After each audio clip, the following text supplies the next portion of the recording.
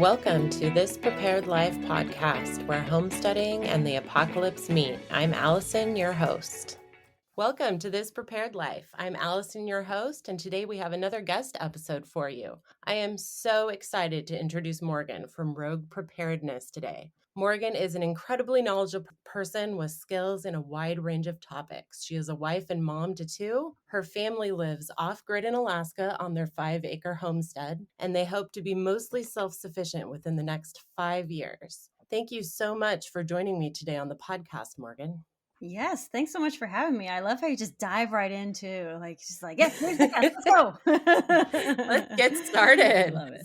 So, Morgan, why don't you start today by sharing with us a little bit about your journey and how that led you to just where you are today in regards to prepping? Yeah, so if you had asked me when I was in my 20s if I was going to be this prepping fanatic, I guess, I would just be like, you're crazy. That's so silly, and like it was just never something that I thought of seriously, though I had always done little things growing up, things like that. Like my mom canned, she dehydrated, she, would always plan for trips, packing the car and, always having food ready for outings, so we never had to buy anything when we went out, those kinds of things. And like, she was always just very frugal. And like, we had like it was like an old bomb shelter in the side of our hill that we didn't build, but the previous owners built. And it was the coolest thing ever. And we always stored our canned foods that she canned and all that. So, and then,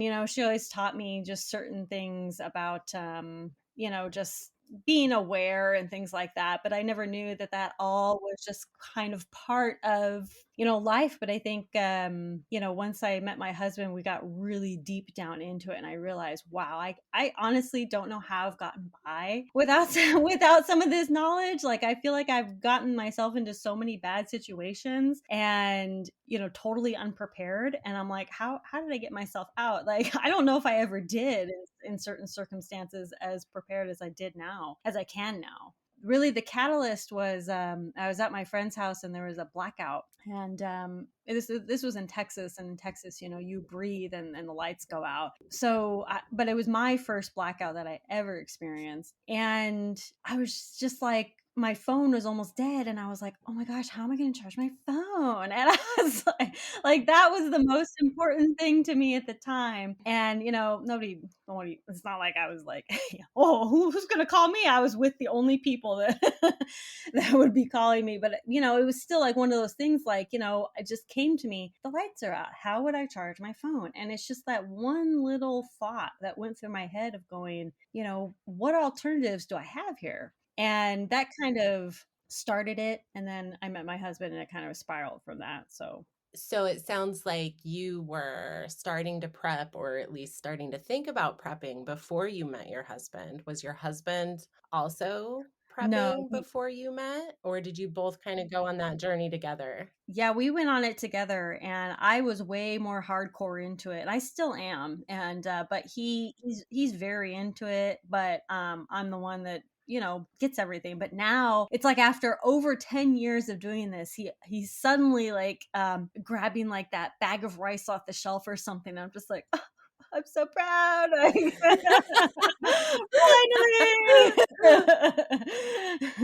But he's always been supportive, and that's nice.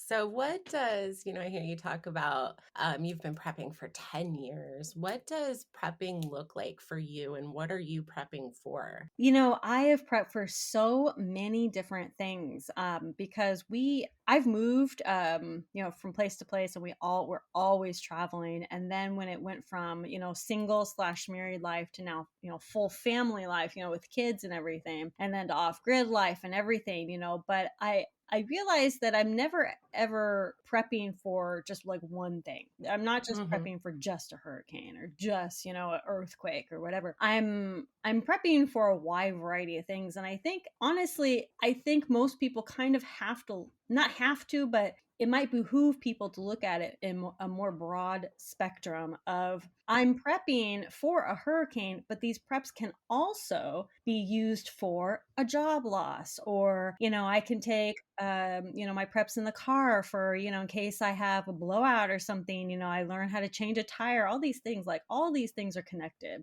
And that's the biggest lesson that I've learned about preparedness. So I'm never actually preparing for like one thing. It's a whole broad spectrum of things, and they all connect. Yes, yes. Everything, like I have found, just very similar, that whatever one thing you may be focusing on, it does just cover a broad spectrum. I mean, storing water for one situation, that water is still going to be good for another Yeah. situation. So, yeah, I totally agree with you. You mentioned moving, and I know your family has just made a huge, huge move. Would you like to tell us a little bit about that? Yeah, so I'm gonna go back just a minute so I can explain just a little bit. So 2 years ago, right before COVID hit, we sold all of our stuff, our house and everything, and we moved into an RV, and with the intention of full-time RVing for however long we wanted to. That was a dream of ours for a very long time. And we decided, so we didn't really make the decision. COVID kind of made the decision for us, but we made our way only from Texas to Arizona. And we found a really beautiful spot in Arizona, and we stayed there for like a month waiting, just 2 weeks to, curb it, whatever. And we were like, cool, yeah, Mm-hmm. we'll just chill here for a little bit. It's a beautiful spot. Why not? We don't care. We're not on any timeline. We're cool. And so then COVID hit, and like harder. And so we decided, we were like, you know what? Our main goal was to find somewhere that we wanted to homestead, to buy land and homestead. But we were going to do some traveling, look around, see what places we liked, whatever, and then get a homestead somewhere. Our timeline was basically just moved up a lot.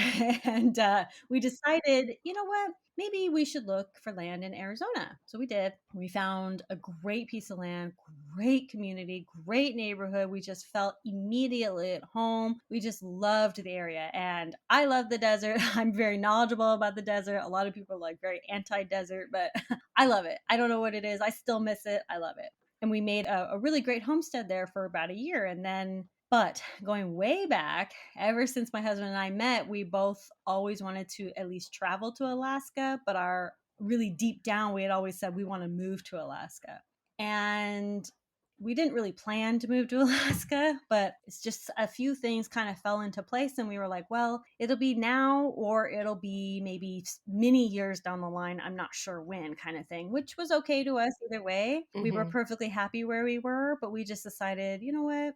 Life is short. Let's just do this. And if we don't like it, oh well, we've moved too many times before. Who cares? Life is short. I don't care. And we were like, even if we don't like the land here in Alaska, we could just sell that and go, somewhere else in Alaska, that kind of thing. And so we're not trying to find a perfect location at all. That's Mm-hmm. never it. But we like the opportunities for hunting and fishing and the vast amount of land to go exploring and all these things. Like, that's our life. Like, that's what we want. And so that's really what has mostly drawn us here. So yeah, so far we're loving it. So tell us a little bit about, I know you're off grid, and what does that look like being off grid in Alaska with a family and children? Yeah, so the definition of off grid will be different for literally everyone. Like, some people see off grid as the most extreme, I don't have any online appearance, I have no phones, I have no internet, all these things. That's what they think. And that's what they want, and that's cool, whatever. But our off grid is simply being off of the supply of internet or water. So we're not connected to any, I'm sorry, not internet, electricity. We're not on any actual connection of the internet either. Kind of. I'll explain that later. Anyway, so we're not connected to anything. So we supply all of our own energy and we haul our own water and eventually we'd like a well, but that'll be down the road a little bit. But yeah, so we have all of our modern conveniences and everything we could ever want being off grid, and we're just not connected to the grid. And that's basically it. So you have two children, and just I have seen your videos on Instagram and the reels that you do, and you are very intentional in involving your children in preparedness and the things that you do. Can you tell us a little bit about that and how you go about involving them in the things that you do? Yeah, it's intentional, but it's also kind of unintentional just because I'm sure you understand this. I'm just kind of doing it and they're going to come along or they won't, like I'll go into the garden and I don't really force them to do anything. Like I don't say come into the garden with me, like I'll just be like, "You know what? I'm going to go into the garden, do you want to come with me or do you want to just play around or this area or whatever you want to do?" And they're like, most of the time they want to come into the garden with me right away and look at everything and help me. And then after a few minutes, they'll be like, okay, I'm going, and whatever. And so they're just always kind of observing and seeing. And when they want to help, they can help. When they don't, they don't. But the biggest thing to me is that they're just around and, seeing, leading kind of by example kind of thing, they're involved in pretty much everything. My kids are well beyond that cute little toddler preschooler stage. And for me, Uh-huh. it's more like, no, you're going to go weed because you eat the food. Go do it now. Like mine are all teenagers or adults. And I'm like, nope, you live here, you eat Yes. here, you weed here. So we have passed that. I just went to be with mommy stage. And I miss that. Yes. Yes. Now, don't get me wrong. It will definitely come a time where I'm going to have to force them to do some things like you're explaining here. But I'm really hoping I don't have to force them too Yeah, hard. yeah. That's my hope. They'll be teenagers. Teenagers will teenage. Yes, they teenagers are definitely teenagers, and mine are great kids. I mean, don't get me wrong, they do a lot around here without even being asked. So, share a little bit about what inspires you on your prepping and or homesteading journey. What inspires me? Oh gosh, everyone and everything inspires me. I'm constantly being blown away by honestly the community, and I'm always getting ideas, and I'm constantly getting bombarded by like emails and posts and things in which I'm going, "Oh, I'm going to do that." And so like I'm always jotting down new ideas and things to do, and so I'm just constantly being inspired. I mean, inspiration is everywhere. And just the other day, like I learned how to make ink from like berries and like bark and all this stuff, and I was like, oh my gosh, nature is inspiring. I mean, it's Mhm. everywhere. How could we not? So, we've all heard the phrase hindsight is 2020. Thinking back over the last 10 years, as you have built your preps and learned new skills, what is something that if you could start over at the beginning, you would do differently? Yeah, it's always a tough question because I'm not sure I could ever say, I wish I had done this differently, because everything that I did has led me to improve and to do it a different way and to learn. So, I whenever this question comes up, I just, I don't think I would have done anything differently, to be quite honest. We've every decision that I've made has led me to this point, and I'm really grateful for that. So then that leads me to my next question. So, what have you done in your prepping journey that worked really well and that you are proud of and excited? And Oh my gosh.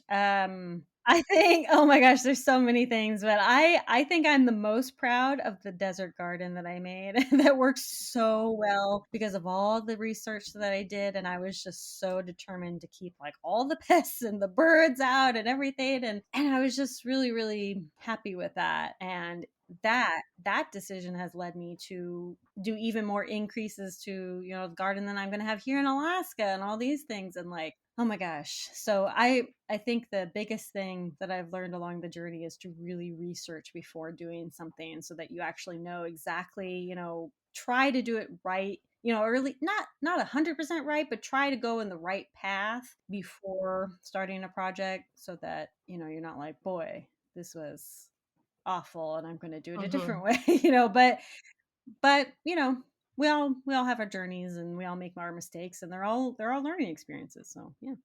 You talked about your desert garden a little bit. What's gardening going to look like in Alaska? I think all of us have this mental mindset of Alaska, and we think, oh my gosh, it's cold and snowy, and you can't grow anything there. What is your Alaska garden going to look like? So I have actually been talking to my neighbors, and I've been reading books on Alaska. So I'm already planning for spring, and I did a no-till garden in Arizona because I had to. But I think I'm going to do raised beds here and in ground. Like my neighbor told me that potatoes grow really well. Like I could literally just throw a potato out in the yard and it'll start growing. And so that's really encouraging. And we do have a very short season here, very short. Like I think I can start taking things outdoors like end of May, middle to end of May, and then it's like September 1st is starting the first frost. So it's very, very short, but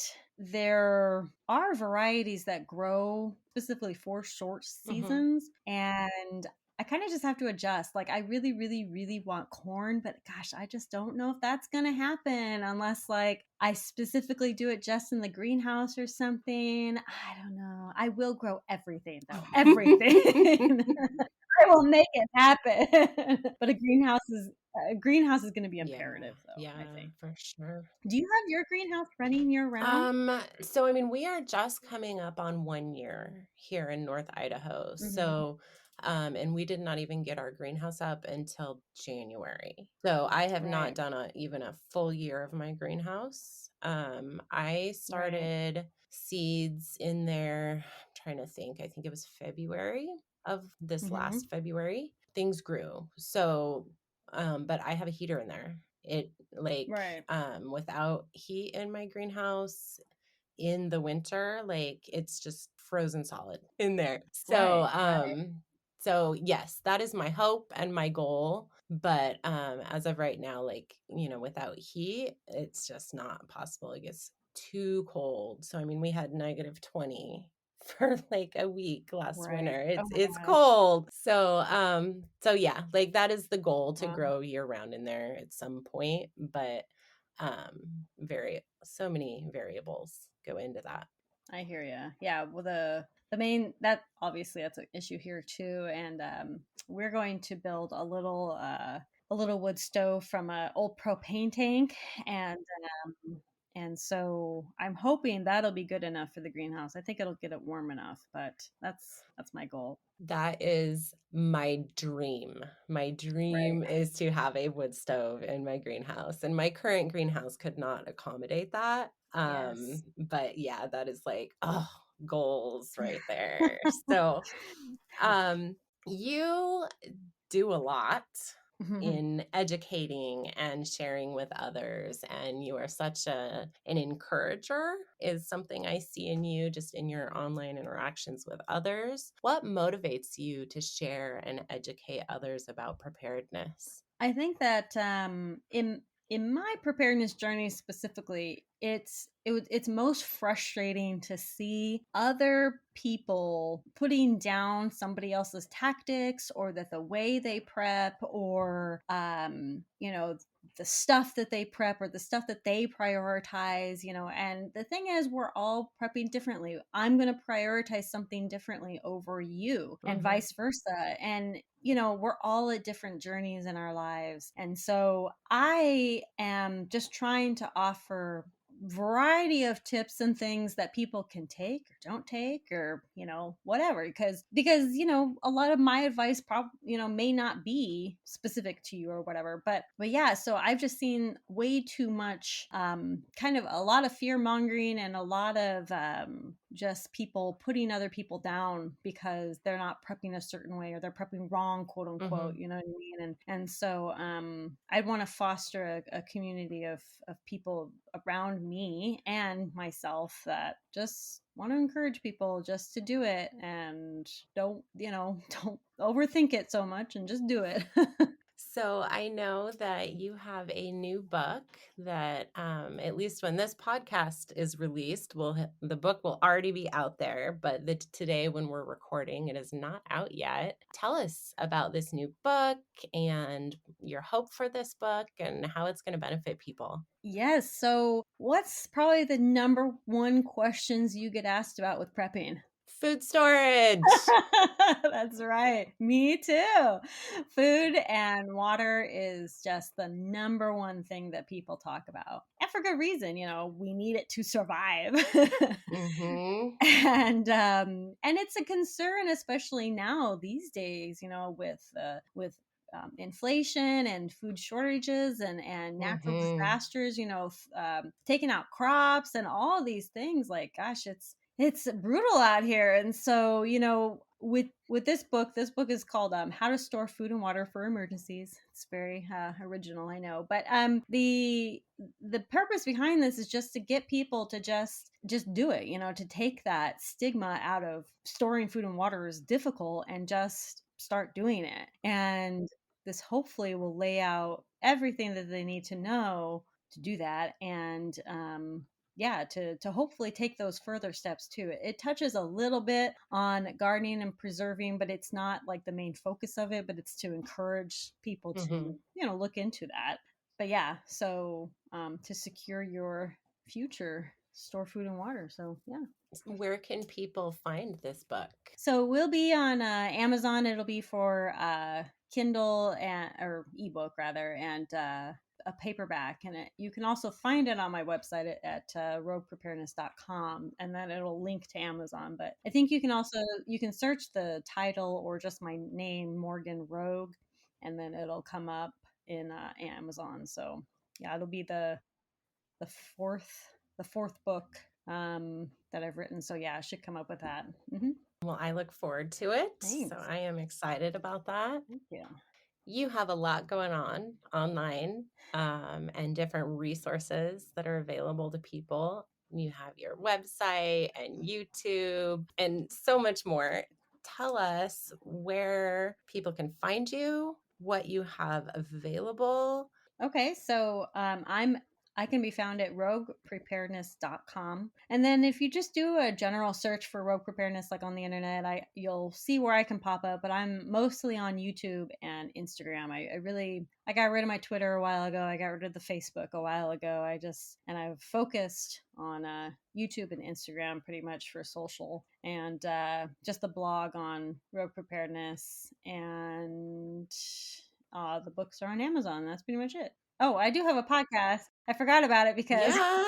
I've been so bad about updating it. It's finding that quiet spot sometimes. Like I had to run out of the house to come to this. But I do have a podcast too. I hear you on the finding a quiet spot. So I have one kid at work. I made one kid leave the house.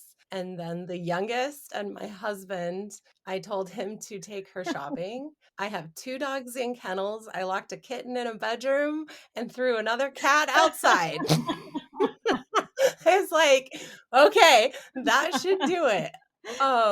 Yeah, I was like, oh my gosh, finding a quiet space. You would think, once your kids are older, it'd be like, oh yeah, I could do. Nope, They're nope, still knocking on the not door, Mom. happening. So I would love to hear your thoughts. And this is a topic that kind of I see go around just in different prepper circles and message boards. On your thoughts on community. And I know, some preppers are like, no, it's me and mine and us alone. And other people are, mutual assistant groups. What are your thoughts on how the role of community, how that plays into prepping? I think it's such a tough situation because I think that there are plenty of people out there who see almost everyone as the enemy. And it's not like I can say I blame them, considering where some people live, maybe they don't have, the nicest neighbors, or they don't have the greatest community Mm-hmm. to look to, you know what I mean? And so I get it, in some situations, it is just going to be me and mine. And I can't really I personally think community is huge. I think that it's so important to foster a community, at least of a few people, friends, family, whatever. And I think it's also important to create allies with neighbors if you can. I can't express how big of a difference and how much of a help our neighbors have been in Arizona and here in Alaska. They have been invaluable. And you can say, oh, well, that's because you live in a rural area, but I created strong friendships with people in when I lived in suburbia. And so it's I think our society has really broken us Mm, as far as community goes, because we don't trust each other. I mean, that's pretty much just kind of the outline of it. We don't trust each other, period. And mhm. it's because society's basically told us we're all evil, we're all going to take from each other. But on the other hand, I've seen people firsthand say, I'm going to come and take your stuff. Like, seriously, being serious about it. Like, when I'm starving, I'm going to take your stuff. Well, why don't you just prep? Is my question to them. Like, why do you have to take my stuff when you could just prep? But that's their mindset. That's not a large percentage, a very small. It's actually a very small percentage, probably. I would gather to say that more people are willing to prep and to gather with the community and whatever to help each other than it is the community of people who want to come take your stuff. I would gather to say it's a pretty big difference. But it's tough. It's tough to try to foster that community and try to change that mindset when our society has broken it so hard. Yeah, I think, me, my passion is really specifically for Hmm. women. And hearing you talk, it just brought up the thought and the concept of how far we as women have moved away from the community that we used to have in the past of canning Mm-hmm. circles and older women teaching younger women these skills, how to can food, how to preserve food, how to garden. Like our grandmothers and great grandmothers, that was normal for Yep. them. And our society, we have just moved into this place of isolation. Yep.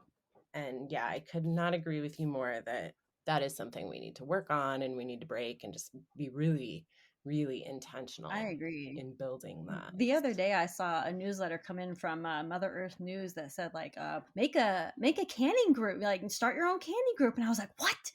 I want to do that. I'm like, that sounds amazing. And I was like, yeah. Yeah, that would be so much fun. So I want to ask you, and this is just kind of a big question. What should I ask you that I don't know enough about you to ask? That is a tough question. You even you even prepared me, and I still wasn't prepared. It's just so tough. I'm a pretty open book, but also there's a lot of things that for security purposes, won't won't Hmm. say that kind of stuff. But if anybody ever has any questions, you can always just ask me. I'm pretty much open. So I don't know what it is that you haven't asked that I don't know. So how about this one? What is something that you would share as an encouragement to someone who is just brand new to prepping and feeling overwhelmed and unsure of what their next step is? How would you encourage them?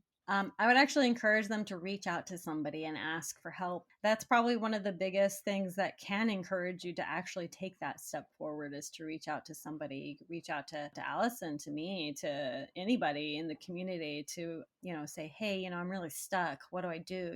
And I know that at least her and I are really open to answer questions. And other than that, just take action. I think the overwhelm, it comes from people that are just reading and consuming information, but they're not doing anything. And so Hmm. I know that sometimes that happens to me. It's exactly what happens to me sometimes. I just read and read and read, and I'm like, oh, I'm feeling so overwhelmed. Well, it's because I'm not doing anything. So get up, do something. It doesn't, honestly, it doesn't matter what it is. You could just go make a paracord bracelet or go, dig a hole in the yard. I don't know. Go do something like just go for a walk, clear your head, go look for some wild edibles, just go do something. And it will definitely help get you out of that rut action.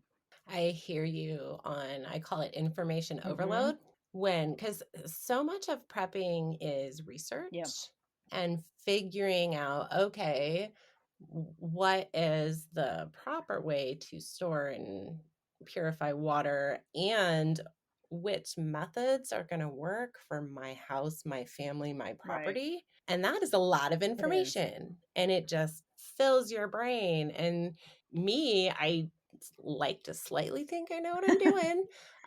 Sometimes I will start researching something and I'm like, oh my gosh, I need to be done.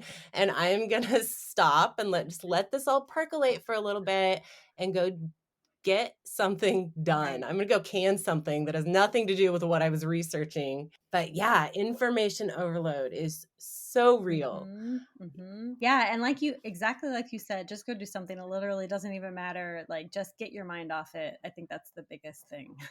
I don't know about you, but at least lately in the age that we are living in and just the bombardment of the news and all of that stuff going on, I have a lot of people messaging me and I can almost hear the frantic fear in their words. Mm-hmm, I'm not sure if you are having similar interactions with people, mm-hmm. but I would love to hear what you would say to someone who is prepping from that place of fear and how to move out of that.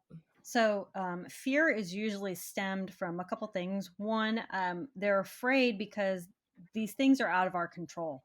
And they are. A Hmm. lot of these things, most things are out of our control if you think about it. And that's a terrifying thing to think of. I can't control the weather. What? Like I can't control that person that wants to do harm. Like I can't control the inflation. I can't control these things. You're right. You can't. So instead of focusing on the things that are out of your control, focus on the things that are in your control. The things that are in your control are learning, building up those skills, storing that food and water, building up that community. These are the things that are in your control. So, the more that you build up those skills and the more information and knowledge that you learn, the fear will go away because you will start to feel more empowered. You will start to feel more confident and you will start to feel like you are actually in control because you are. You're in control of your future in the sense that you will have food and water. You will have warmth. You will have cooling. You will have whatever you need no matter the situation. You're ready. So just stay the course and just take those baby steps and to try to just slowly eliminate that fear. It may never ever go away. There may always be those moments of, oh my gosh, like, what is happening with this world? Like I get it sometimes. I'm like, oh, I don't know what to do, but I snap out of it pretty quickly because of everything that I'm doing. And so we're still always going to probably have those moments, but as long as we just try to keep moving forward, that's do things that are in our control. That's pretty much it. Well, I would like to hear, is there just anything else that you would like to share with women who prep or women who are thinking about prepping before we close today? Yeah, definitely find the women preppers in the community. There's so many, and we're all out there. And if you don't know, then we can always direct you to other people, and things like that. But finding a community can really, really help. Just sharing all this knowledge between each other. I've noticed a huge boom in the women prepper community. When I started, there was basically nobody. There's like one or two people, and I'm just thrilled to see this community of women finally stepping up more and sharing their knowledge. And so, yeah, if you're ever just reach out to people, it seriously helps. So that's it. Community is so important. Mm-hmm. So, thank you so much for sharing your story and parts of your journey. I really just loved hearing about that and everything you shared today. Thank you so much. I love your podcast and I can't wait to see it explode. Thank you. Thank And listeners, I hope that you were encouraged and motivated by Morgan's story today. I will post a link in the podcast show notes and on the This Prepared Life blog, all of the resources that Morgan mentioned, from her YouTube to her newsletter to her book. So make sure and check that things out. And you can follow Morgan on Instagram at Rogue Preparedness. Thanks for listening today, and until next time, remember, every little thing matters, and a goal without a plan is just a wish. If you have any questions, feel free and find me on Instagram at This Prepared Life. You can also visit thispreparedlife.blogspot.com. If you enjoyed today's episode, I would love it if you would leave a review on Apple Podcasts.